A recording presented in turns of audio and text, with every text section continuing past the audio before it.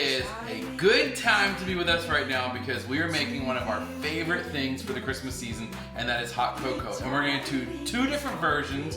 One, Marc's Mexican hot cocoa, or coco caliente, and then we're going to do the low carb, of course, because you know me, I always have to do something low carb keto version of a hot cocoa so that you can partake in the holidays as well, but still keep your carb counts low. So Marc is gonna start because we always do beauty second in this house. So he's gonna go first and show us how to make the Mexican hot cocoa. Hey guys, so today we're gonna be making Mexican style hot chocolate. Now for this one, we are using Nestle Abuelita hot chocolate. Now, if you're Mexican like me, you grew up with Mexican? Chocolate Abuelita. Your Mexican grandmother probably made these tablets that come in this kind of packaging. They look like an octagon, and you dissolve them in milk. For the sake of this video, we are doing the package, just the easier version. And you were saying they taste about the same. They taste about the same. I would say the tablets taste just a little bit sweeter and a little bit more chocolatier, but we're gonna do package just for easy making on this video. So what we're gonna do, we're gonna start is we have you're gonna boil 6 to 8 ounces of water or milk. Now I like to do milk because it just comes out creamier. You can do water, and you can do either whole milk, 1%, 2%. I'm doing skim only because it's less sugar and less fat, and I'm kind of lactose intolerant. So for me, skim works much better with my digestive tract. You want to do the whole milk?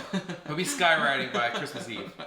Now, I've never done lactose-free milk, so I don't know how that heats or boils. You may want to try it or not, but I'm doing, like I said, skim milk today. So I got 8 ounces of milk heating here. I'm going to open my package here and just drop in the powder. All right. We're just going to mix that all out in here. I got a nice... Just like Nestle Abuelita used to make. Now, if you were doing the tablets, it worked the same way. You just kind of just... They're just more like a slow dissolve. Right? Yeah, it's like a slow dissolve, and you just kind of whisk this... You feel like you've earned it. ...away. So you start smelling, it smells great, guys. Now, you can use Swiss Miss, you can use Ghirardelli, you can use whatever it is that you like. I prefer this brand because this is what I grew up with. I love the flavors. It's nostalgic for me. It reminds me of home and when my grandma used to make it. So that's why I picked this particular brand. So here we are. We got the consistency we need on our hot chocolate. Now, like David said, we got a surprise for these.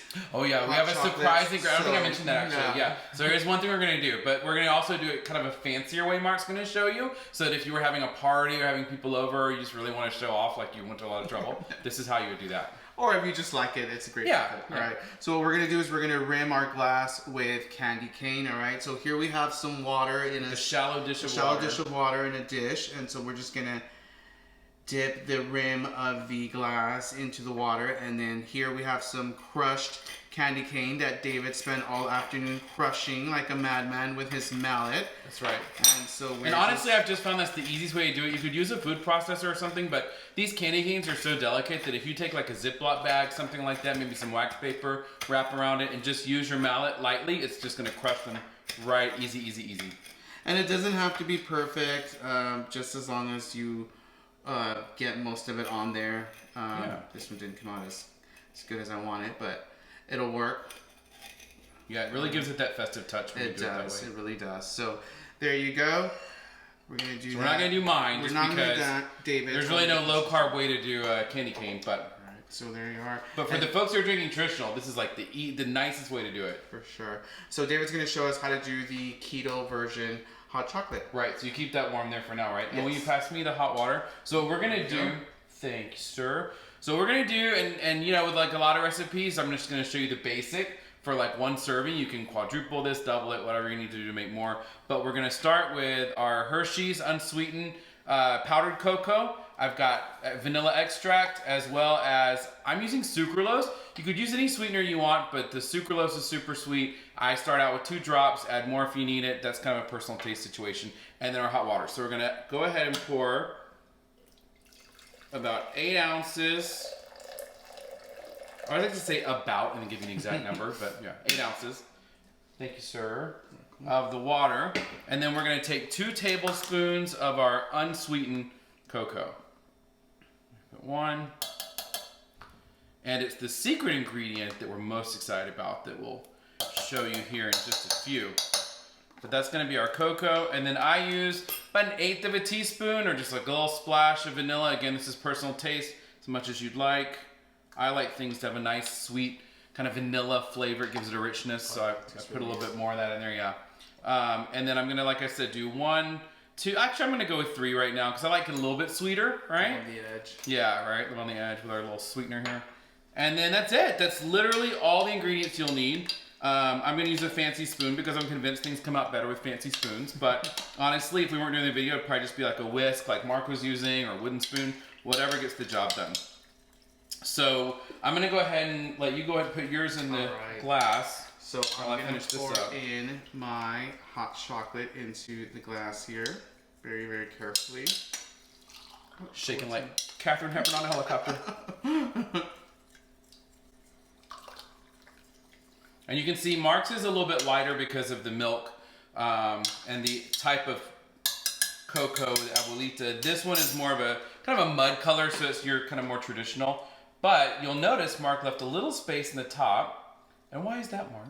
Because we're going to add our surprise ingredient. And what is the surprise ingredient, Marc? Dun, dun, dun. Alcohol! Our favorite ingredient of any food.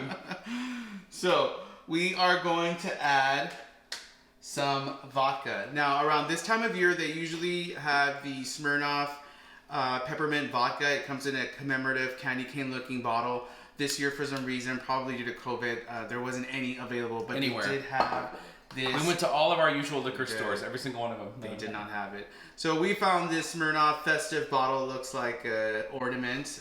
Still works the same. And we bought some peppermint schnapps. Right, and this is just like the De Kuyper. It's just a different brand, but you know the schnapps. We actually were thinking about it, and you know we like to use the peppermint vodka because it's just a one and done sort of situation. But this is actually end up being better because if you have guests or if you're serving to people who might not want the heavy vodka, they just want more of a light, you know, kind of alcohol, we would go with just the schnapps, right? Or just the vodka if they don't like peppermint. They don't like peppermint, for sure. So, or both if you're drunk like us. Yeah, definitely. So for this, we are going to add, I like to add 1 shot of vodka. Now, if you had the peppermint vodka, that's perfect. 1 shot would go great. A little goes a long way. So what I'm doing is just going to pour it in there. And then I'm going to pour 1 for David here. Okay. There you go. And then for the peppermint schnapps, I like to add just a splash, maybe like a 1/4 shot.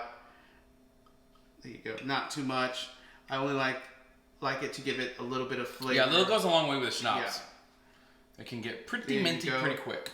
And so I will mix it up with our mix it up with that fancy spoon. Now we're gonna top this off with some whipped cream here. There you go. All right. Looks great. So good. Everything's for whipped cream. It is.